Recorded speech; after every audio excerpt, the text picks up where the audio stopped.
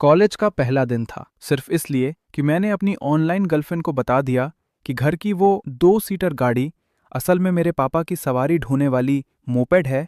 उस लड़की ने मुझे सीधा ब्लॉक मार दिया। पर अगले ही पल मेरा तो भौकाल ही सेट हो गया, क्योंकि मैं शैनहाउ सिस्टम से जुड़ गया। न्यूब टास्क इतना आसान था कि क्या बेचता हूँ। बस पब्लिक बस में किसी को अपनी सीट देनी थी और रिवॉर्ड 7 लाख से ज्यादा कीमत वाली टॉप मॉडल कावासाकी H2। जब मैंने किसी तरह ये टास्क पूरा किया तो पूरी बस के लोग मुझे घूरने लगे, जैसे मैं कोई फालतू फेंक रहा हूं।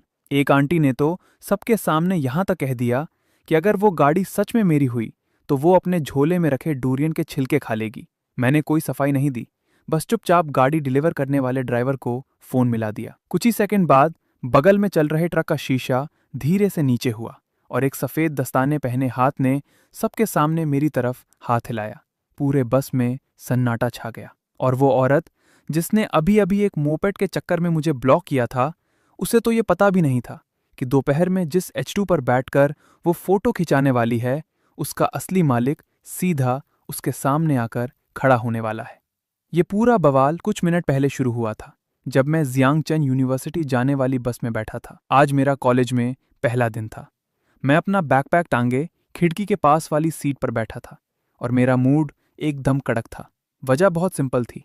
मेरी ऑनलाइन गर्लफ्रेंड वांग किंगसुए, जिससे मेरा पिछले 3 महीने से चक्कर चल रहा था, वो भी इसी यूनिवर्सिटी में थी।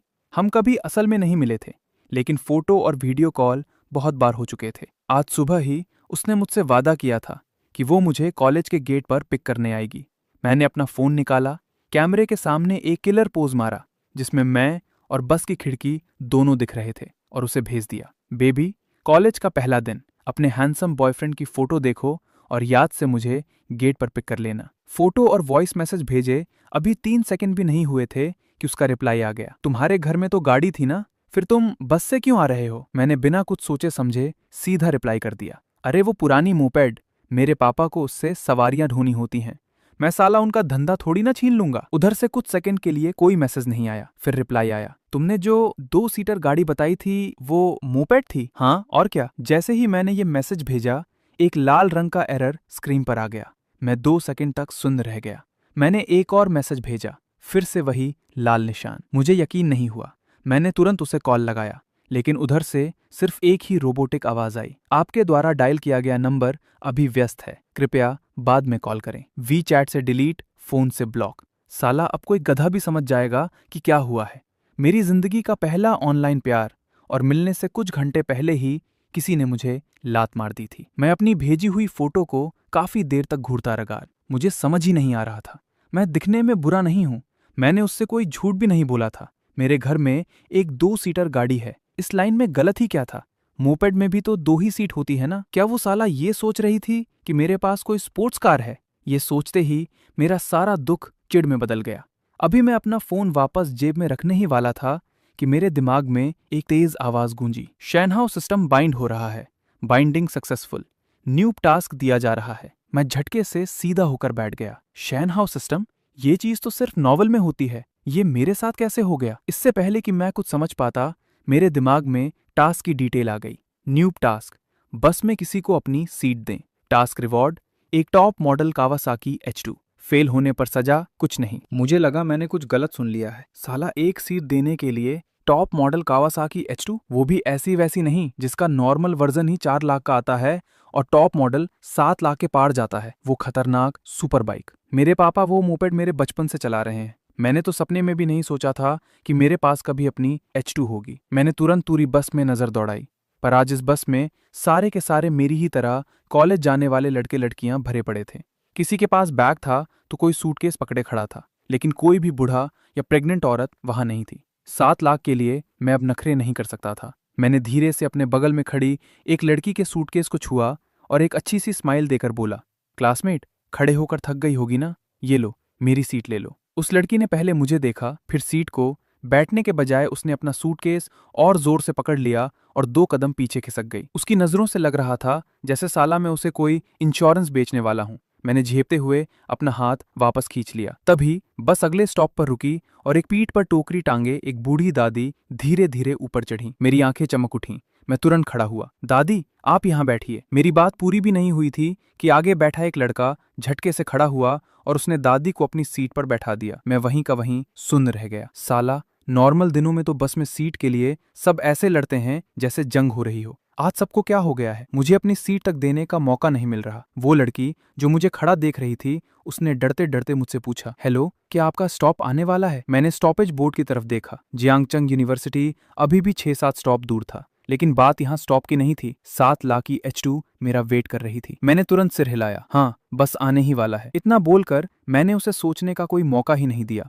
उसका सूटकेस पकड़कर मैंने उसे सीधा अपनी सीट पर बैठा दिया। बैठ जाओ, कोई बात नहीं। जैसे ही वो लड़की बैठी, सिस्टम की आवाज गूंजी, बधाई हो होस्ट, आपने न्यू टास्क पूरा कर लिया है। Reward, top model Kawasaki H2।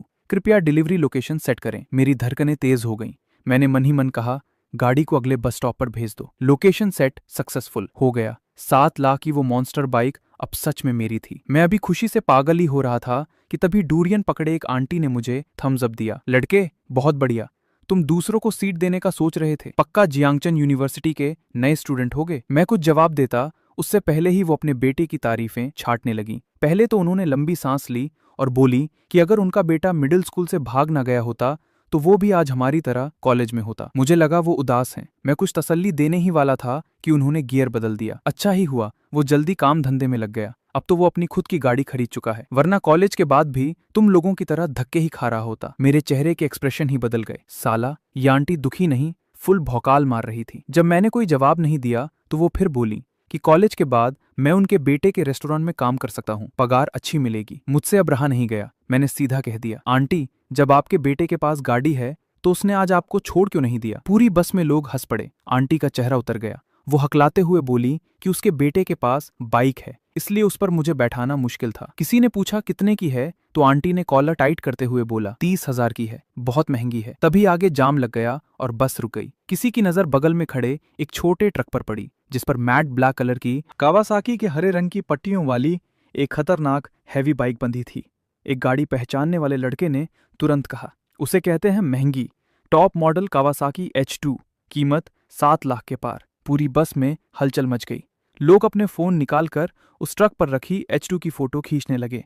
Aunty की बेइज्जती हो चुकी थी। वो चिढ़कर बोली, कितनी भी महंगी हो, है तो किसी और की ही ना, तुम लोग बस फोटो खींचकर अपनी आंखें सेंक लो। उसकी बात खत्म ही हुई थी कि मेरा फोन बज उठा। मेरे इस खटारे फोन का स्पीकर इतना खराब था कि मैं हमेशा इसे ऑटो स्पीकर पर रखता था। कॉल उठते ही सामने वाले की इज्जतदार आवाज पूरी बस में गूंज गई, मिस्टर लिन, नमस्ते। नॉर्थ रोड पर जाम होने की वजह से आपकी गाड़ी डिलीवर होने में थोड़ी देर हो सकती है। इस परेशानी के लिए हम आपको 5,000 का एक्स्ट्रा गैस कार्ड फ्री दे रहे हैं। पूरी बस में एकदम से सन्नाटा छा गया। सब लोग मुझे घूर रहे थे। एक लड़के ने डरते डरते पूछा, भाई, फोन पर जिस गाड़ी की बात हो रही थी वो बगल वाली H2 तो नहीं है? मैंने खिड़की से बाहर देखा और सिर हिलाया। हाँ, वो मेरी ही है। आंटी तो जोर से हंस पड़ी। उन्होंने मेरे सस्ते कपड़ों और पैरों के पास रखे पुराने बैग को ऊपर से नीचे तक देखा। लड़के, फेंकने की भी कोई हद होती है। अगर तेरे पास 7 लाख की सुपर बाइक खरीदने की औकात होती तो तू बस में धक्के खाकर कॉलेज जाता। उन्हें पक्का यकीन था कि मैं चिढ़ गया हूँ और ये सब कोई नाटक है। आसपास के लोग भी डाउट में आ गए, क्योंकि मेरी शक्ल और कपड़ों से मैं कहीं से भी अमीर बाप की औलाद नहीं लग रहा था। मुझे कोई गुस्सा नहीं आया। मैंने बस हंसकर पूछा, आंटी, अगर वो गाड़ी सच में मेरी निकली तो क्या? आंटी ने अपने हाथ में पकड़ा डूरियन वाला प्लास्टिक बैग हिलाया। अगर वो तेरी निकली तो मैं साला ये डूरियन के छिलके खा जाऊंगी। ये सुनते ही पूरी बस के लोगों में जोश आ गया। सब चिल्लाने लगे कि मैं प्रूफ दिखाऊं। मैंने फोन निकाला और उसी नंबर पर वापस कॉल किया। मिस्टर लिन, मुझे बहुत खेद है, अभी भी जाम लगा है। कोई बात नहीं, आप अपने बाईं तरफ देखिए, क्या वहां एक बस खड़ी है? सामने वाले ने 1 सेकंड रुककर कहा, हाँ, देख लिया। बस की तरफ देखकर हाथ हिलाइए। कुछ ही सेकंड बाद बगल वाले ट्रक का शीशा धीरे से नीचे हुआ और सफेद दस्ताने पहने एक हाथ ने साफ साफ बस की तरफ हाथ हिलाया। बस में तो जैसे बम फट गया। साला, ये सच में इसकी है। 7 लाख की H2 की डिलीवरी लेने बस से जा रहा है। ये बंदा तो बहुत ही खामोश खिलाड़ी है। मैंने आंटी की तरफ देखा। आंटी, अब बताइए, छिलके कैसे खाएंगी? कुछ डुबोकर खाने के लिए लाऊं? अभी तक जो आंटी फुल एटीट्यूड में थी,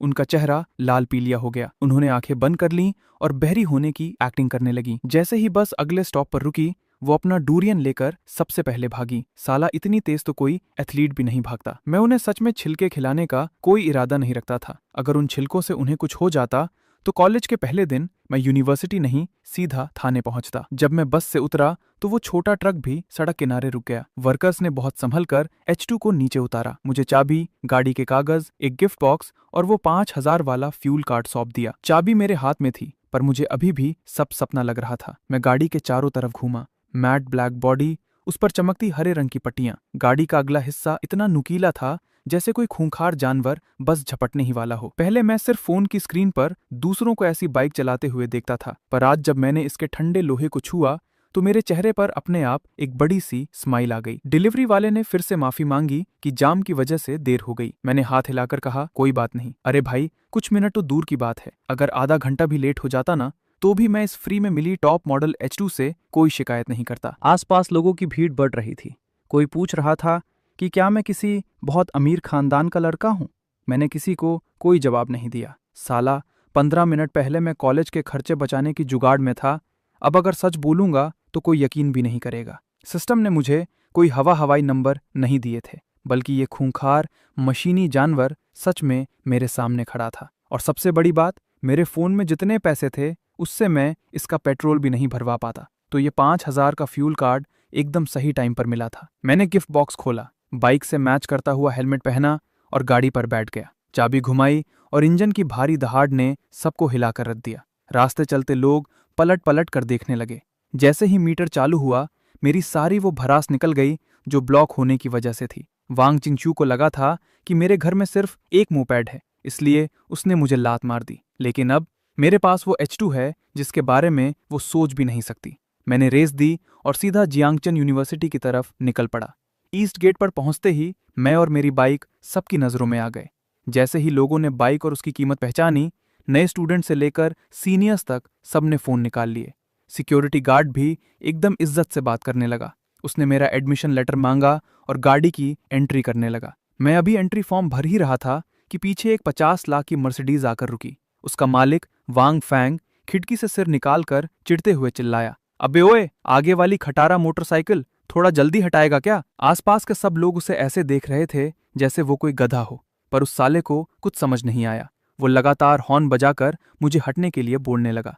मैंने फॉर्म भरा, सिर उठाया और उसे देखा। साला लाइन में भी वेट नहीं कर सकता। अबे दूसरे गेट से चला जाना। वांग फैंग तुरंत गाड़ी से उतरा और गुस्से में मेरी तरफ बढ़ा। तेरी इस खटारा बाइक की औकात ही क्या है? तेरी वजह से मैं पीछे वेट करूं? लेकिन जैसे ही वो मेरे पास आया और उसने बाइक का लोगो और डिजाइन ठीक से देखा, साला उसके पैर वहीं कांप गए। Top model Kawasaki H2। मैं अपने हेलमेट के शीशे के पीछे से उसे घूर रहा था। आ गया स्वाद, पता चल गई इस खटारा बाइक की औकात। अभी जो वांग फैंग हवा में उड़ रहा था, उसके माथे पर पसीना आ गया। उसने एक नकली सी स्माइल दी और बोला कि उसकी आंखें कमजोर हैं, उसने ठीक से नहीं देखा था। इतना कहकर उसने खुद को धीरे से एक थप्पड़ भी मार लिया। मुझे उस गधे के मुंह नहीं लगना था। मैं अपनी बाइक लेकर कॉलेज के अंदर चला गया। आखिर आज ही तो कॉलेज का पहला दिन था। मुझे अपने हॉस्टल और आगे की लाइफ पर फोकस करना था। मैंने बाइक पार्किंग में लगाई, अपना सारा प्रोसेस पूरा किया और फिर अपने हॉस्टल में जाकर अपने 3 रूममेट से मिला। जैसे ही मैंने दरवाजा खोला, 3 जोड़ आंखें मेरी तरफ घूमी। वू ताओ ने पहली लाइन ही ये मारी कि मैं बहुत हैंडसम हूं और अब हमारे कमरे का भौकाल हम दोनों के दम पर ही चलेगा। लीयन ने भी मजे लिए और सू वेनकाई ने बस शर्मीले तरीके से मुझे देखकर सिर हिलाया। जब हमने एक दूसरे को इंट्रोडक्शन दिया तो वू ताओ ने कहा कि आधार कार्ड की उम्र के हिसाब से हम तय करेंगे कि कौन बड़ा भाई है। उसने 1 साल ड्रॉप लिया था तो वो फुल बॉस वाले एटीट्यूड में था, पर जब हम चारों ने अपने कार्ड मिलाए, सेट पसे भी 1 साल बड़ा निकला। मेरी डेट ऑफ बर्थ देखकर तो उसका मुंह ही खुला रह गया। मैंने गोल मोल जवाब देते हुए कहा कि मैंने भी ड्रॉप लिया था, जबकि सच ये था कि बचपन में मेरे घर के बुजुर्गों ने मेरा नाम लिखवाते टाइम 2 साल ज्यादा लिखवा दिए थे। वू ताओ जो अभी तक बॉस बन रहा था, सीधा 2 नंबर पर आ गया। हम तीनों उसे चिढ़ा चिढ़ाकर 2 नंबर बुलाने लगे और उसका मुंह देखने लायक हो गया था। इस मस्ती में मेरी भी सारी थकान उतर गई। कम से कम मेरे रूममेट्स तो नॉर्मल लोग थे। दोपहर में मुझे एक मैसेज आया कि मेरा पार्सल आ गया है, तो मैं अकेला ही हॉस्टल से निकल गया। पार्सल लेने जाने का रास्ता उसी पार्किंग से होकर जाता था। मैं अभी पास पहुंचा ही था कि मैंने देखा मेरी H2 के पास कुछ लोगों की भीड़ लगी है। एक लड़की जिसने सफेद रंग की ड्रेस पहनी थी, वो मेरी बाइक के ऊपर बैठी थी। उसके हाथ में कोल्ड ड्रिंक थी और वो कैमरे के सामने पोज मार रही थी। उसके पास एक और लड़की खड़ी थी जो कैमरा पकड़े उसे पोज बदलने के लिए कह रही थी। मेरा माथा ठनका। मैं अभी आगे बढ़कर उसे नीचे उतारने ही वाला था कि तभी सिस्टम की आवाज मेरे दिमाग में गूंजी। चेतावनी, जियांगचन यूनिवर्सिटी की कैंपस ब्यूटी में से एक वांग चिंगशुए अभी होस्ट की सुपर बाइक पर बैठकर फोटो खिंचा रही है। वांग चिंगशु? मेरे कदम वहीं के वहीं रुक गए। आज सुबह जिस लड़की ने एक मोपेड की बात सुनकर मुझे ब्लॉक कर दिया था, वो मेरी ऑनलाइन गर्लफ्रेंड ही इस यूनिवर्सिटी की ब्यूटी थी। और सबसे बड़ा गेम तो ये था कि वो अभी मेरी ही H2 के ऊपर बैठी थी। मैंने अपनी चाबी निकाली और धीरे धीरे उसकी तरफ बढ़ा। मेरे कदमों की आवाज सुनकर उस लड़की ने सिर उठाया। जैसे ही हमारी नजरें मिली, उसके मुंह से कोल्ड ड्रिंक बाहर आते आते बची। उसने मुझे पहचान लिया था और मैंने भी फाइनली अपनी उस 3 महीने पुरानी ऑनलाइन गर्लफ्रेंड को देख लिया था, जिसने मिलने से ठीक पहले मुझे अपनी औकात दिखा दी थी। मैं हाथ में चाबी लिए ठीक उसके सामने खड़ा था, पर वो अभी तक ये नहीं जानती थी कि जिस 7 लाख की टॉप मॉडल H2 पर बैठकर वो भौकाल मार रही है, उसका असली मालिक मैं हूं। सुबह सिर्फ इसलिए कि मेरे घर में एक मोपेड थी, उसने मेरा वीचैट और फोन नंबर दोनों ब्लॉक कर दिए। और दोपहर में वो मेरी 7 लाख से ज्यादा की टॉप मॉडल कावासाकी H2 पर बैठकर फोटो खिंचा रही थी। और सबसे बड़ी बात तो ये थी कि सिस्टम ने अभी अभी मुझे एक नया टास्क दिया था। वांग चिंगशु को एक किस करो और फिर उसे मेरी बाइक से नीचे उतार दो। रिवॉर्ड, एक लग्जरी फ्लैट। मैं हाथ में चाबी पकड़े वहीं खड़ा था और मेरे अंदर फुल एनर्जी आ गई थी। एक हाई फाई सोसाइटी का लग्जरी फ्लैट, और वो भी सिर्फ इतने से टास्क के लिए। मुझे लगा था कि सुबह ब्लॉक होने के बाद हम दोनों का अब कोई आमना सामना नहीं होगा, पर किसने सोचा था कि कॉलेज के पहले ही दिन पार्किंग में ऐसे टक्कर हो जाएगी। और मुझे तो अब जाकर पता चला था कि वो वांग चिंगशु, जिससे मेरा 3 महीने से ऑनलाइन चक्कर चल रहा था, वो साला जियांगचन यूनिवर्सिटी की टॉप 8 कैंपस ब्यूटी में से एक थी। मैंने तुरंत यूनिवर्सिटी की वेबसाइट खोली और सबसे ज्यादा ट्रेंड करने वाला पोस्ट सच में कैंपस ब्यूटी की रैंकिंग का था। वांग चिंगशु 7वें नंबर पर थी। फोटो में वो बहुत ही क्यूट और मीठी लग रही थी, पर असलियत में तो वो फोटो से भी ज्यादा बवाल थी। मैंने अपना फोन वापस रखा, H2 की चाबी निकाली और उसकी तरफ चल पड़ा। उसके बगल वाली लड़की अभी भी कैमरा पकड़े उसे लगातार पोज बदलने के लिए कह रही थी। मैंने कैमरे की तरफ एक नजर डाली और कैजुअल तरीके से बोला, एंगल ठीक नहीं है, थोड़ा और राइट में करो। हाँ, एकदम ऐसे ही। दोनों लड़कियां एकदम से सुन्न हो गईं। फोटो खींचने वाली लड़की ने कैमरा नीचे किया और मुझे घूरते हुए बोली, हैंडसम, तुम कौन हो? हमारी फोटो में डिस्टर्ब मत करो। वांग चिंगशुए, जो अभी तक बाइक पर बैठकर मजे से कोल्ड ड्रिंक पी रही थी, मेरा चेहरा देखते ही उसके मुंह से कोल्ड ड्रिंक बाहर आते आते बची। उसने पक्का सपने में भी नहीं सोचा था कि सुबह जिस ऑनलाइन बॉयफ्रेंड को उसने ब्लॉक किया था, वो दोपहर में साक्षात उसके सामने खड़ा होगा। मैंने उस बगर वाली लड़की के सवाल का कोई जवाब नहीं दिया, बस हंसते हुए वांग चिंगशुए के सामने जाकर खड़ा हो गया। सच कहूं तो कैंपस ब्यूटी बनने में वाकई कोई बात तो थी। उसका वो क्यूट सा चेहरा फोटो से कहीं ज्यादा किलर लग रहा था। बस इस वक्त मुझे देखने वाली उसकी नजरों में सिर्फ शौक और घबराहट थी। मैंने झटके से उसे बाहों में जकड़ लिया और उस फोटो खींचने वाली लड़की को, जो अभी तक ब्लैंक खड़ी थी, एक इशारा करते हुए बोला, मैं तो क्विंगसुए का बॉयफ्रेंड हूं। इतना बोलते ही मैंने सीधा वांग चिंगशुए के गाल पर एक किस कर दिया। ठक से आवाज हुई और उस लड़की के हाथ से कैमरा जमीन पर गिर गया। वो लड़की बुद्ध बनकर बस हम दोनों को घूरती रह गई। वांग चिंगशुए का गोरा चेहरा एकदम से लाल टमाटर हो गया। उसने मुझे जोर से धक्का दिया। लिन्यून, तुम कमीने हो। हमारा ब्रेकअप हो चुका है। यकीन नहीं होता तो मैं तुम पर केस कर दूंगी। मैंने बहुत ही मासूमियत से हाथ फैला दिए। ब्रेकअप कब हुआ? जब से हमारा चक्कर शुरू हुआ है और आज तक तुमने तो मुझे कभी ब्रेकअप के लिए नहीं बोला। वांग चिंगशुए वहीं की वहीं सन्न रह गई। मैं कोई नाटक नहीं कर रहा था। सुबह बस में उसने सच में मेरा वीचैट डिलीट किया था, मेरा नंबर ब्लॉक किया था, लेकिन वो साला ब्रेकअप वर्ड मुंह से बोलना ही भूल गई थी। बगल वाली लड़की को लगा जैसे उसे कोई भयंकर गॉसिप मिल गई हो। उसने मुंह पर हाथ रखकर पूछा, चिंगशुए, तुम्हारा चक्कर चल रहा है? नहीं, इसकी बकवास मत सुनो। वांग चिंगशुए ने हड़बड़ाते हुए सफाई दी। हम बस ऑनलाइन मिले थे, आज तो हम पहली बार असल में मिल रहे हैं। वो लड़की और भी ज्यादा शॉक हो गई। ऑनलाइन प्यार? वांग चिंगशुए जितना सफाई देती, उसका चेहरा उतना ही लाल होता जाता। आखिर में उसने मेरे किस किए हुए हिस्से को जोर से रगड़कर पूंछा और दांत पीसते हुए मुझे घूरा। ठीक है, तो मैं अब तुम्हें साफ साफ बता रही हूं, हमारा ब्रेकअप हो चुका है। अब तुम अपने रास्ते, मैं अपने रास्ते। मैंने बिना सोचे तुरंत सिर हिला दिया। ठीक है। अब जब उसने फाइनली ब्रेकअप वाली बात क्लियर कर ही दी थी, तो मेरा भी उसके पीछे पड़ने का कोई मूड नहीं था। मैंने उसके नीचे खड़ी H2 की तरफ इशारा किया। अगर ऐसा है तो मैडम कैंपस ब्यूटी, कृपया अपने एक्स बॉयफ्रेंड की बाइक से नीचे उतर जाइए। वांग चिंगशुए ने नीचे बाइक को देखा, फिर सिर उठाकर मुझे देखा। उसके चेहरे पर फुल डाउट था। लिन्यून, तुम ये तो नहीं कहना चाहते ना कि ये 7 लाख की टॉप मॉडल बाइक तुम्हारी है? मैंने आंख मारी। और नहीं तो क्या? उसने एक ठंडी सांस ली और उसकी आवाज थोड़ी नॉर्मल हो गई। मुझे पता है तुम ब्रेकअप नहीं करना चाहते, लेकिन प्यार में कोई जबरदस्ती नहीं होती। तुम अभी यहाँ से चले जाओ, मैं तुम्हारी अभी वाली हरकत पर कोई बवाल नहीं करूंगी। प्यार नहीं तो क्या, हम दोस्त बनकर तो रह ही सकते हैं। साला ये सुनकर मुझे हंसी आ गई। उसे लग रहा था कि मैं सदमे में पागल हो गया हूं और बकवास कर रहा हूं। आखिर मैंने जो कपड़े पहने थे वो कुछ ही रुपयों वाले एकदम सस्ते कपड़े थे। सुबह मैं बस में धक्के खाकर कॉलेज आया था, तो मैं कहीं से भी टॉप मॉडल H2 खरीदने वाले औकात का नहीं लग रहा था। मेरा और सफाई देने का मन नहीं किया। मैंने सीधा बाइक की चाबी निकालकर दिखा दी। क्या आप तुम नीचे उतरोगी? वांग तिंगशू ने चाबी देखी और मुझे आंखें दिखाते हुए बोली, तुमने अपने घर की उस मोपेड की चाबी तो नहीं निकाल ली है? मैं एकदम सुन्न हो गया। साला ये औरत बिना सबूत के मानने वाली नहीं थी। मैं बाइक के पास गया, चाबी लगाई और उसे धीरे से घुमा दिया। अगले ही पल डार्क ब्लू रंग का मीटर जगमगा उठा और वह पूरी H2 एक सोए हुए मशीनी मॉन्स्टर की तरह अचानक अपनी आंखें खोलकर जाग उठी। वांग चिंगशू डर के मारे उछल पड़ी और झटके से सिर उठाकर मुझे देखने लगी। उसकी आंखों का वो डाउट पल भर में भयंकर शौक में बदल गया। ये गाड़ी सच में तुम्हारी है? एकदम 100% ओरिजिनल। तो फिर तुमने सुबह क्यों बोला था कि तुम्हारे घर में मोपेड है? मेरे घर में सच में एक मोपेड है।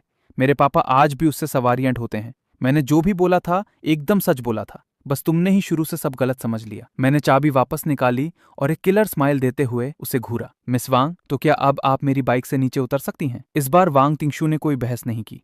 वो किसी सदमे में रहने वाले की तरह H2 से नीचे उतर गई। जैसे ही उसके दोनों पैर जमीन पर पड़े, मेरे दिमाग में सिस्टम की आवाज गूंज उठी, बधाई हो होस्ट, आपने टास्क पूरा कर लिया है। Reward, hi fi great wall community में एक लग्जरी फ्लैट। सारे कागज ड्राइंग रूम में रख दिए गए हैं।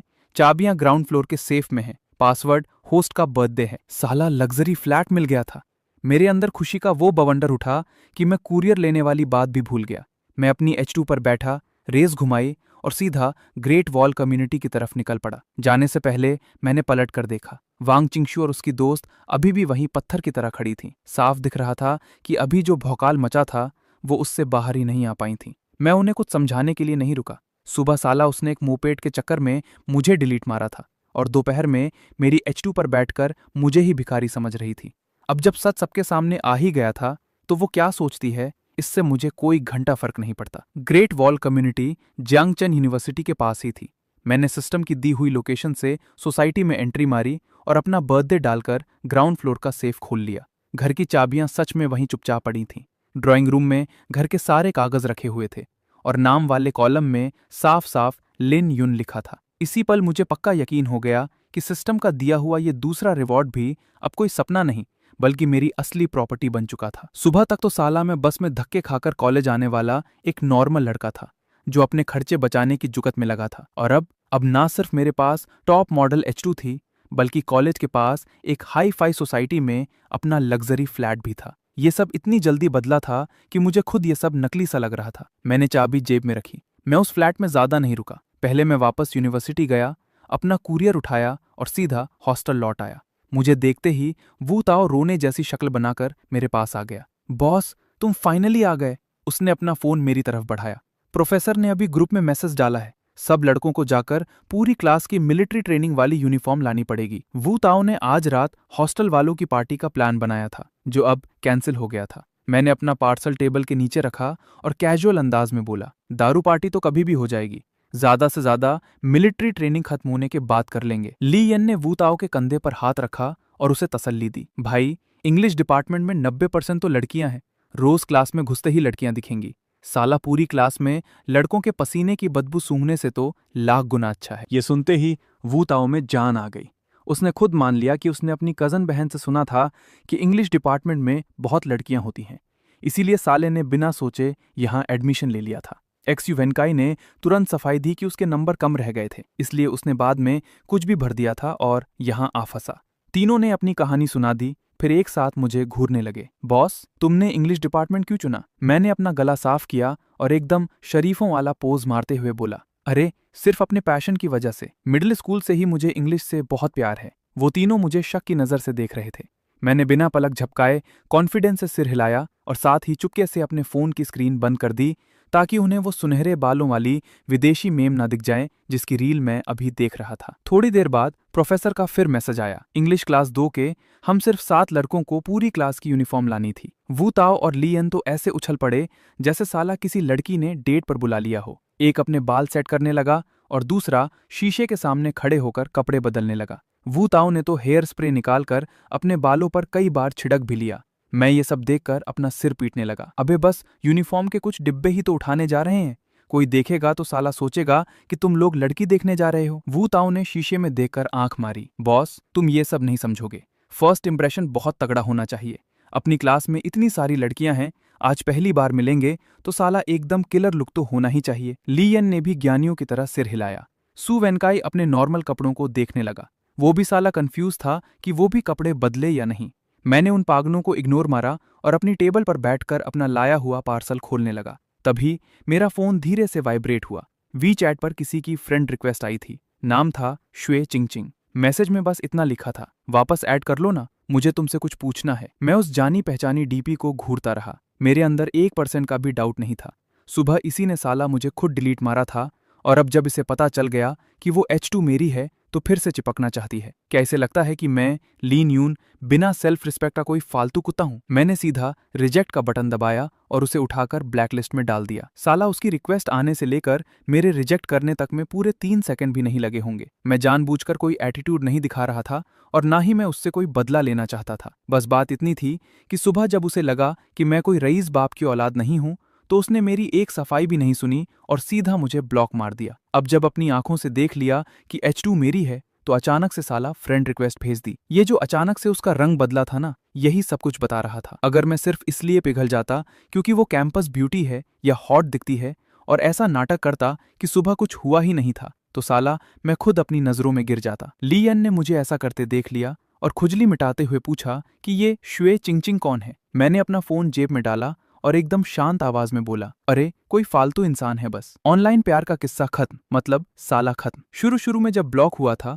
तो थोड़ा बुरा जरूर लगा था, पर वो सारा दुख सिस्टम से जुड़ने, H2 मिलने और लग्जरी फ्लैट हाथ में आने के बाद हवा हो चुका था। अब तो मुझे बस अपनी आगे की कॉलेज लाइफ का इंतजार था और इस बात का कि शैनहाओ सिस्टम साला आगे कौन सा नया और तगड़ा टास्क देने वाला है। अब वांग चिंगशू की फ्रेंड रिक्वेस्ट रिजेक्ट होने के बाद उसकी क्या शक्ल बनी होगी या वो मुझसे क्या पूछना चाहती थी। मेरे लिए इन सब बातों का अब कोई मतलब नहीं था। अगले दिन जब मिलिट्री ट्रेनिंग के बीच ब्रेक मिला तो कैंपस की 2 टॉप ब्यूटीज एक साथ मेरे लिए मिल्क टी लेकर आ गईं। एक थी वांग चिंगशू, जिसे कल ही मैंने अपनी फ्रेंड लिस्ट में जोड़ने से सेकंड्स में रिजेक्ट मारा था, और दूसरी थी 6 नंबर की कैंपस ब्यूटी शांग गुआन क्वियन, जिसे मैंने आज तक कभी देखा ही नहीं था। पर अगले ही पल सिस्टम ने मुझे 2 तगड़ी चॉइस दे दी। अगर मैं वांग चिंगशू की चाय पीता हूं तो मुझे सोल्जर किंग का टाइटल मिलेगा, और अगर मैं शांग गुआन क्वियन की चाय पीता हूं तो मुझे साला एक टॉप क्लास बुगाटी वेयॉन मिलेगी। ये पूरा बवाल कल शाम से शुरू हुआ था। वांग चिंगशू की फ्रेंड रिक्वेस्ट को लात मारने के बाद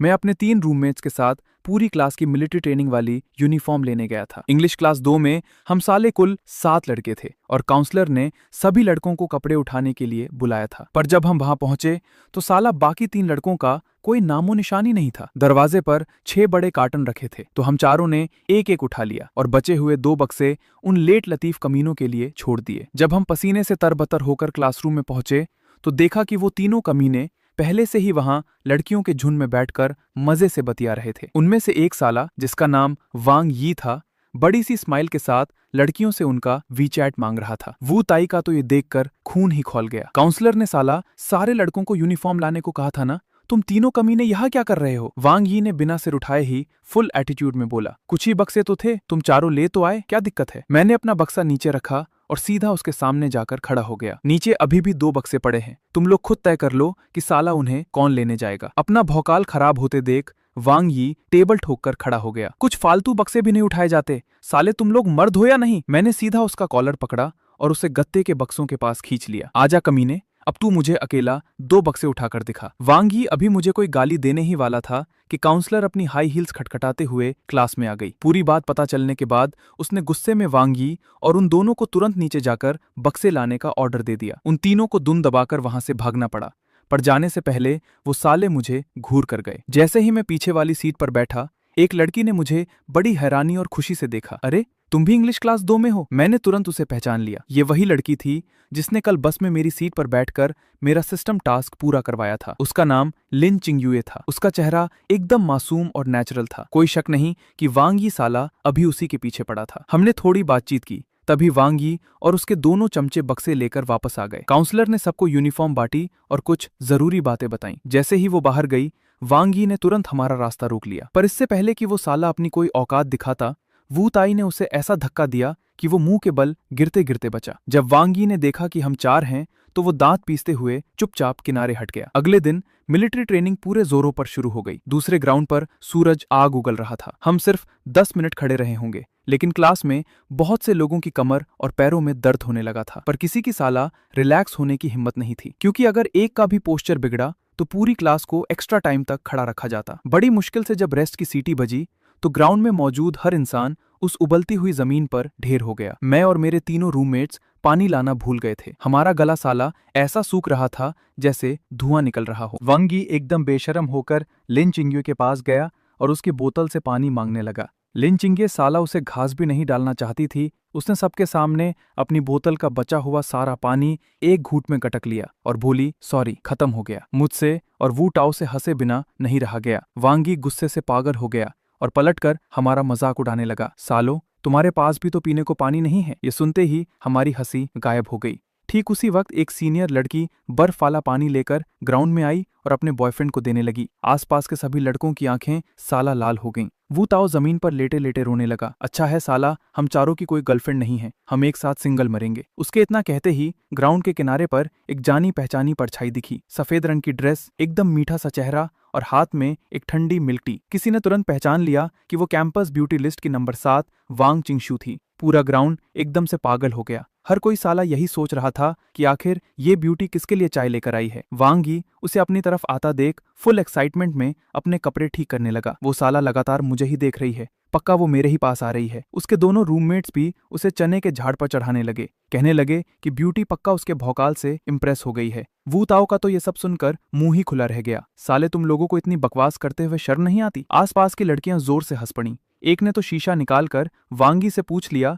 कि क्या उसे अपनी शक्ल देखनी है। वांग यी का चेहरा साला लाल हो गया, लेकिन उसे अभी भी पूरा यकीन था कि वांग चिंगशू उसी के लिए आई है। पर इससे पहले कि वांग चिंगशू हमारी टुकड़ी तक पहुंच पाती, ग्राउंड के एंट्री गेट पर एक और बवाल लड़की आ गई। उसने कोट पहना हुआ था, आंखों पर डार्क ग्लासेस थे और उसका पूरा लुक एकदम किलर और खौफनाक था। उसके हाथ में भी एक मिल्क टी थी। भीड़ में फिर से धमाका हो गया। ये थी 6 नंबर की कैंपस ब्यूटी श्यांग गुआनक्यान। वांग चिंगशू और श्यांग गुआनक्यान एक के पीछे एक ग्राउंड में आ रही थी। वांग यी से साला रहा नहीं गया और वो आगे बढ़ गया। वांग चिंगशू सीनियर, बहुत बहुत थैंक्स। उसकी बात साला पूरी भी नहीं हुई थी कि वांग चिंगशू उसे पूरी तरह इग्नोर करते हुए आगे बढ़ गई और सीधे मेरे सामने आकर रुक गई। उसने वो चाय मेरी तरफ बढ़ाई और उसकी आवाज कल से कहीं ज्यादा नरम थी। लिन यून, पहले मेरी गलती थी, मुझे माफ कर दो। ये सुनते ही पूरे 17वें स्क्वाड में सन्नाटा छा गया। वांग यी बगल में खड़ा था और उसके चेहरे की सारी हंसी उड़ चुकी थी। मैं अपने सामने रखी चाय को देख ही रहा था और उसे मना करने ही वाला था कि अचानक दिमाग में सिस्टम की आवाज गूंजी। टास्क, वांग चिंगशू की चाय एक्सेप्ट करें और पी लें। रिवॉर्ड, सोल्जर किंग का टाइटल। मैं अभी साला शॉक में ही था कि तभी श्यांग गुआनक्यान सीधे हेड इंस्ट्रक्टर के पास पहुंच गई। इंस्ट्रक्टर, प्लीज मेरी मदद कीजिए, मुझे लिन यून नाम के नए स्टूडेंट को ढूंढना है। इंस्ट्रक्टर ने तुरंत पूरे ग्राउंड में चिल्लाकर पूछा, साला कौन है ये लिन यून? कोई ब्यूटी उसे ढूंढ रही है। लियान ने बिना सोचे समझे तुरंत हाथ खड़ा किया और मेरी तरफ इशारा कर दिया। रिपोर्ट सर, लिन यून यहाँ है। अब साला सबकी नजरें फिर से मुझ पर गड़ गईं। श्यांग गुआनक्यान ने अपना चश्मा उतारा, सीधे मेरे पास आई और अपनी चाय मेरी तरफ बढ़ा दी। लिन यून जूनियर, मेरा नाम श्यांग गुआनक्यान है, ये चाय मेरी तरफ से पियो। अगले ही पल सिस्टम का दूसरा ऑप्शन मेरे सामने आ गया। टास्क, श्यांग गुआनक्यान की चाय एक्सेप्ट करें और पी लें। रिवॉर्ड, एक टॉप क्लास बुगाटी वेरॉन। दोनों टॉप ब्यूटीज अपनी अपनी चाय मेरे सामने किए खड़ी थीं और पूरे ग्राउंड का हर इंसान साला ये देखने के लिए मरा जा रहा था कि मैं आखिर क्या चॉइस लेता हूँ। इस वक्त पूरा ग्राउंड एकदम शांत हो चुका था। हर कोई बस इसी इंतजार में था कि मैं साला इन दोनों में से किसे चुनता हूँ। लेकिन इससे पहले कि मैं अपना हाथ आगे बढ़ाता, वांग चिंगशू ने तुरंत अपनी चाय पीछे खींच ली। उसने श्यांग गुआनक्यान को घूरते हुए मुझसे पूछा, तुमने तो कहा था कि तुम्हारी सिर्फ एक ही गर्लफ्रेंड है, यानी मैं? तो फिर ये कौन है? श्यांग गुआनक्यान ने अपना चश्मा उतारा और एक हल्की सी स्माइल के साथ उसे देखते हुए बोली, जब ब्रेकअप हो ही चुका है तो फिर गर्लफ्रेंड बनकर दूसरों से सवाल जवाब करना, क्या ये क्लासमेट अपनी हद पार नहीं कर रही है? तुम कर रही हो अपनी हद पार। वांग चिंगशू ने तुरंत पलटकर जवाब दिया। शांगवान क्योंग का उससे बहस करने का कोई मूड नहीं था।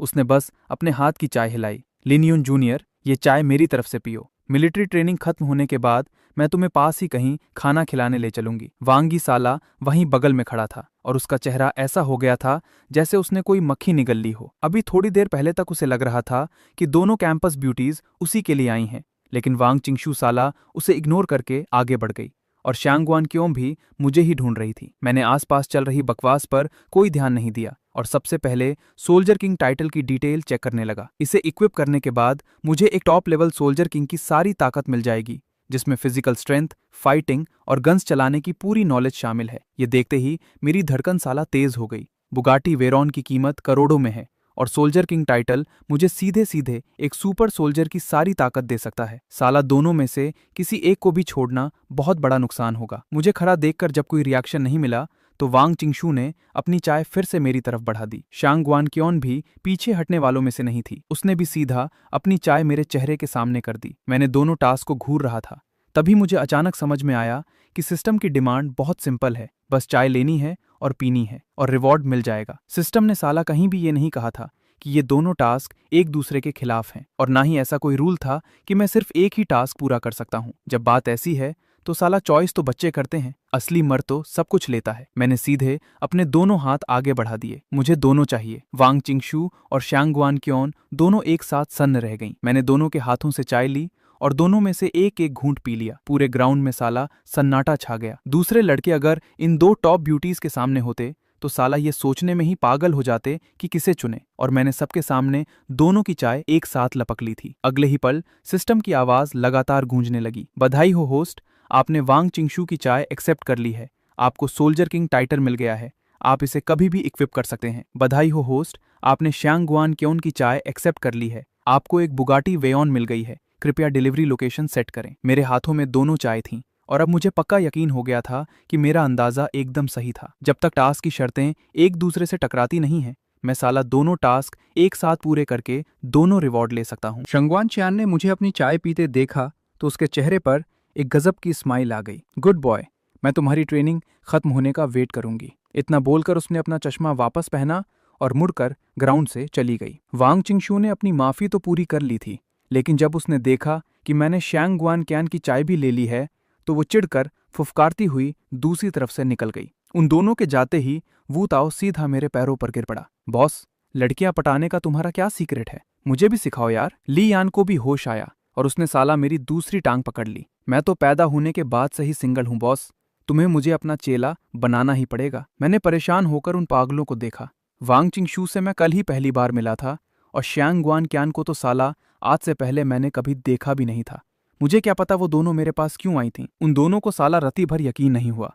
वो मेरे पैर पकड़कर रोने का नाटक करते रहे।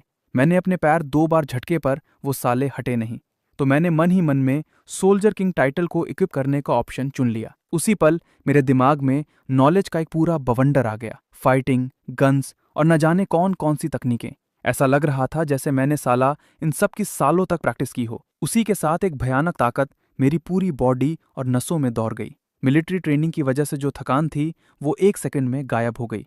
मेरा शरीर ऐसा चार्ज हो गया जैसे मैं अभी अभी एक तगड़ी नींद लेकर उठा हूं। मैंने बस हल्के से अपनी टांग हिलाई और साला वू ताओ और ली यान छिटक कर दूर जा गिरे। वो दोनों जमीन पर बैठे फटी आंखों से मुझे घूर रहे थे और मैं साला दोनों हाथों में एक एक चाय पकड़े एकदम कैजुअल तरीके से उसे पी रहा था जैसे कुछ हुआ ही ना हो। जल्दी ही असेंबली की सीटी बज गई और हेड इंस्ट्रक्टर ने सबको वापस लाइन में आकर मिलिट्री पोस्चर में खड़े होने का ऑर्डर दे दिया। बाकी सब लोग जब ये सुने कि अभी और ट्रेनिंग करनी है तो साला सबके चेहरे लटक गए, लेकिन मुझे अपनी बॉडी में एक ऐसी पावर फील हो रही थी जो कभी खत्म ही नहीं होगी। मैं वापस अपनी लाइन में जाकर खड़ा हो गया। मेरी दोनों टांगें एकदम सीधी, कमर तनी हुई और मैंने बहुत ही नेचुरली एक परफेक्ट मिलिट्री पोस्चर बना लिया। इंस्ट्रक्टर जब मेरे बगल से गुजरा तो वो साला खुद को रुकने से रोक नहीं पाया। लड़के, बहुत बढ़िया, एकदम परफेक्ट पोस्चर है। कुछ मिनट बाद जब उसने देखा कि मेरा पोस्चर रत्ती भर भी नहीं बिगड़ा है तो उसने जानबूझकर पीछे से मेरी हथेली को धक्का दिया, पर साला मेरा हाथ अपनी जगह से हिला तक नहीं। इंस्ट्रक्टर की आंखें चमक उठीं और उसने मुझे सीधा पूरी टुकड़ी के एकदम आगे बुला लिया। सब लोग ध्यान से देखो, इसे कहते हैं परफेक्ट मिलिट्री पोस्चर। सब इसके जैसा करना सीखो। आगे खड़ी सारी लड़कियों की नजरें मुझ पर ही गड़ी थीं। वांग यी लाइन में सबसे पीछे खड़ा था और उसका चेहरा साला और भी काला पड़ता जा रहा था। उसने इंग्लिश डिपार्टमेंट इसी उम्मीद में चुना था कि ज्यादा लड़कियों वाली क्लास में वो अपना भौकाल बनाएगा। पर कॉलेज शुरू हुए साला अभी 2 ही दिन हुए थे और कैंपस ब्यूटी से लेकर इंस्ट्रक्टर और पूरी क्लास की लड़कियों का सारा अटेंशन मुझ पर आ चुका था। आखिरकार ट्रेनिंग खत्म होने की बेल बजी। बाकी सब लोग तो ऐसे जमीन पर गिर पड़े जैसे साला उन्हें जेल से रिहाई मिल गई हो, पर मेरे अंदर अभी भी फुल एनर्जी भरी पड़ी थी। जैसे ही मैं ग्राउंड से बाहर निकला, मैंने देखा कि शैंग वानकेन सड़क किनारे टिक कर मेरा वेट कर रही थी। उसके दोनों हाथ उसके कोट की जेब में थे और उसके चेहरे पर फुल कॉन्फिडेंस वाली स्माइल थी। लिन यून जूनियर, मैंने कहा था ना कि मैं तुम्हें खाना खिलाऊंगी, इतनी जल्दी तो नहीं भूल गए। मैं उसके पीछे पीछे कॉलेज के बाहर जाने लगा, लेकिन आखिर मुझसे रहा नहीं गया और मैंने पूछ ही लिया, हम दोनों तो साला पहले कभी नहीं मिले, फिर तुम स्पेशली मुझे चाय देने क्यों आई थी? शैंग वानकेन के कदम रुक गए। उसने पलटकर मेरी तरफ देखा। रीजन जानना है तो साला पहले मुझे अपनी वो कावासाकी H2 ले जाकर दिखाओ। अब बात करते हैं शैंग वानकेन की। वो स्पेशली मुझे ढूंढते हुए इसलिए आई थी क्योंकि साला उसे मेरी कावासाकी H2 चलानी थी। उसने मुझे बताया कि वो हैवी बाइक्स की बहुत बड़ी दीवानी है। कल कॉलेज के फोरम पर जब उसने पढ़ा कि कोई नया लड़का टॉप मॉडल H2 लेकर आया है, तो वो सीधा गेट पर गई और सिक्योरिटी गार्ड का दिमाग खाकर मेरी डिटेल निकाल ली। यानी वो साला जो चाय लेकर आई थी वो कोई पहली नजर का प्यार व्यार नहीं था, बल्कि ये सिर्फ कार वाले के करीब आने और टेस्ट ड्राइव का एक मौका जुगाड़ने की निंजा टेक्निक थी। ये सुनकर मैं थोड़ा सुन्न हो गया, पर फिर साला दिमाग दौड़ाया। अगर वो चाय लेकर ना आती तो मुझे एक साथ सोल्जर किंग का टाइटल और बुगाटी वेयॉन कैसे मिलती? इस हिसाब से देखा जाए तो अगर वो सिर्फ बाइक चलाना चाहती थी तो साला मेरा कोई नुकसान नहीं था। हम दोनों कॉलेज के पास वाले एक रेस्टोरेंट में गए। बैठते ही शैंग वानकेन ने फिर से वही रापचिक स्माइल दी। तो क्या बोलते हो जूनियर, अपनी बाइक बहन को एक चक्कर मारने दोगे? मैंने तुरंत हाँ नहीं बोला। H2 साला कोई नॉर्मल मोटरसाइकिल नहीं है, इसका पावर फाड़ के रख देता है। अगर वो सिर्फ बातें बनाने वाली निकली और गाड़ी ठोक दी तो मालिक होने के नाते साला फंसूंगा तो मैं ही। कुछ सेकंड सोचने के बाद मैंने अपनी शर्त रख दी। ठीक है, पर एक शर्त है, जब तुम चलाओगी तो मैं तुम्हारे पीछे बैठूंगा। शैंग वानकेन तुरंत मान गई और उसने प्लेट से एक चिकन लेग उठाकर मेरी प्लेट में रख दिया। ये लो जूनियर, थोड़ा और मीट खाओ। मैं अभी चिकन खाने ही वाला था कि साला पीछे से किसी गधे के चिल्लाने की आवाज आई। शैंग वानकेन, मैं साला बाहर धूप में तेरे लिए घर ढूंढने में मरा जा रहा हूं और तू यहां बैठकर किसी और लड़के को खाना परोस रही है। मेरे हाथ से चिकन लेग सीधा वापस प्लेट में गिर गया। एक भारी भरकम मोटा लड़का गुस्से में लाल होकर मेरी तरफ आ रहा था। पास आते ही उसने मेरे बाल पकड़ने के लिए हाथ बढ़ाया, पर जैसे ही उसका हाथ मेरे सिर से कुछ सेंटीमीटर दूर था, मुझे ऐसा लगा जैसे साला टाइम स्लो हो गया हो। सोल्जर किंग टाइटल से मिला रिफ्लेक्स और फाइटिंग एक्सपीरियंस मेरे अंदर फट पड़ा। मैंने हल्का सा सिर झुकाकर उसका हाथ मिस किया, उसी हाथ की कलाई पकड़ी और झटके से घुमा दी। साला 3 सेकंड भी नहीं लगे, वो मोटा जमीन पर पड़ा था और दर्द के मारे सुअर की तरह चीख रहा था। मैंने उसका हाथ छोड़ा और एक जोरदार लात रसीद की, जिससे वो साला दूर जाकर मुंह के बल गिर पड़ा। उसी वक्त मेरे दिमाग में सिस्टम की घंटी बजी। होस्ट, कृपया जल्द से जल्द अपनी बुगाटी वेरॉन की डिलीवरी लोकेशन सेट करें। मैंने थोड़ा सोचा और लोकेशन को कॉलेज की पार्किंग सेट कर दिया। साला उस लग्जरी फ्लैट में अभी कोई नहीं रहता और मुझे रोज मिलिट्री ट्रेनिंग के लिए आना ही पड़ता है, तो कॉलेज में गाड़ी मंगाना ज्यादा सही रहेगा। लोकेशन सेट करने के बाद मैंने शैंग वानकेन की तरफ देखा। तुम इस मोटे को जानती हो? उसने माथा पीटते हुए सिर हिलाया। इस नमूने का नाम हे गुआंग था, जो अपने आप को बड़ा रईस ज्यादा समझता था। इसके पीछे पड़ने के लिए इस साले ने शैंग वानकेन की तीनों रूममेट्स को रिश्वत दे रखी थी और ये रोज साला चिपकने आ जाता था। शैंग वानकेन अपनी रूममेट्स की बकवास सुन सुनकर पक गई थी, उनसे झगड़ा कर चुकी थी और अब वो हॉस्टल छोड़कर बाहर फ्लैट रेंट पर लेने वाली थी। जब ये बात इस ही गुआंग को पता चली तो ये साला बिना पूछे उसके लिए घर ढूंढने निकल पड़ा। उस मोटे को जमीन पर पड़ा देकर मुझे सारी गेम समझ आ गई। साला ये तो एक नंबर का कुत्ता निकला, वो भी ऐसा जिसे लगता है कि वो लड़की के लिए बहुत बड़ा त्याग कर रहा है। ही गुआंग किसी तरह तलपते हुए खड़ा हुआ। उसे समझ आ गया था कि वो साला मुझे तो नहीं पीट सकता, तो उसने अपना सारा गुस्सा शैंग वानकेन पर निकाला। ये साला कौन है? पर शैंग वानकेन ने उसे घास तक नहीं डाली। ही गुआंग की साला ईगो हर्ट हो गई। उसने फुल चौड़ में आकर कहा कि उसने कॉलेज के पास ही एक 2 BHK फ्लैट ढूंढ लिया है और 3 महीने का एडवांस भी दे दिया है। पर अगर शैंग वानकेन को कदर नहीं है तो वो अभी मकान मालिक को फोन करके डील कैंसिल कर देगा। फोन पर बात करने के बाद वो साला हमें घूरने लगा, जैसे सोच रहा हो कि अब शैंग गुआन कैन रोते हुए उसके पैर पकड़ेगी। मुझसे हंसे बिना नहीं रह गया। सीनियर, क्या यही है वो सो कॉल्ड रईसजादा? साला घर भी रेंट पर लिया तो सिर्फ 2 BHK, इसकी औकात बस इतनी ही है। शैंग गुआन क्वियन भी गेम समझ गई। वो टेबल के किनारे टिक गई और मजे लेते हुए बोली, क्या करें, शायद इसके मम्मी पापा इसे पॉकेट मनी कम देते होंगे। ये सुनकर ही गुआंग का चेहरा साला बैंगन जैसा हो गया। वो जोर से चिल्लाया कि कॉलेज के पास घर मिलना कितना मुश्किल है, और वो 2 BHK भी उसने जुगाड़ लगाकर रेंट पर लिया था। मैंने हाथ बांधे और शैंग गुआन कैन की तरफ देखकर बोला, सीनियर, तुम्हें फ्लैट रेंट पर चाहिए ना? ग्रेट वॉल कम्युनिटी में मेरे पास एक लग्जरी फ्लैट पड़ा है, मैं तुम्हें रेंट पर दे सकता हूँ। ये सुनते ही गुआंग जोर से हंस पड़ा। Great wall community? साला वो कॉलेज के पास की सबसे महंगी सोसाइटी है। वहां एक फ्लैट भी 6-7 करोड़ का आता है। वहां कोई रेंट पर घर देता ही नहीं है। उसकी नजरों में मैं वो साला गरीब था जिसने सड़क छाप कपड़े पहने थे। H2 तो फिर भी मैं किसी से मांग कर ला सकता था, पर ग्रेट वॉल कम्युनिटी में घर होने की बात करना, उसके हिसाब से मैं हवा में तीर नहीं, सीधा मिसाइल दाग रहा था। लेकिन शैंग गुआन कैन की आंखें चमक उठीं। अरे वाह, चलो अभी चलकर फ्लैट देखते हैं। मैंने सिर हिलाया और हम दोनों उसे वहीं छोड़कर बाहर निकल गए। ही गुआंग हमें घूर रहा था। उसे यकीन नहीं हो रहा था कि शैंग गुआन कैन मेरी बात मान गई है, तो वो साला छुपकर हमारे पीछे पीछे आ गया। हम ग्रेट वॉल कम्युनिटी के मेन गेट पर पहुंचे। वहां फेस स्कैन वाला सिस्टम लगा था। पीछे खड़ा ही गुआंग ताना मारते हुए बोला, बड़ा मालिक बन रहा है साला, अगर ये दरवाजा तेरे लिए खुल गया ना तो मैं यहीं खड़े होकर। उसकी बात साला पूरी भी नहीं हुई थी कि मशीन से आवाज आई, वेरिफिकेशन सक्सेसफुल। वो भारी लोहे का दरवाजा धीरे धीरे खुल गया। मैं और शैंग गुआन चियान चुपचाप अंदर चले गए। ही गुआंग साला वहीं पत्थर बन गया। उसके चेहरे की हंसी गायब हो गई। पर उस गधे ने खुद को तसल्ली देने के लिए एक नया बहाना ढूंढ लिया कि मैं पक्का किसी असली मालिक का रिश्तेदार होऊंगा जिसने मेरा फेस स्कैन करा दिया होगा। वो भागकर सिक्योरिटी वाले के पास गया और झूठ बोला कि वो भी हमारे साथ है, और किसी तरह अंदर घुसकर A ब्लॉक तक हमारे पीछे आ गया। लिफ्ट सीधा 8वें फ्लोर पर रुकी। दरवाजा खुला तो सामने सिर्फ एक ही फ्लैट था। ये देखते ही गुआंग में फिर से साला कीड़ा जागा। पकड़ी गई ना चोरी, ऐसे फ्लैट तो साला मेरा बाप भी नहीं खरीद सकता।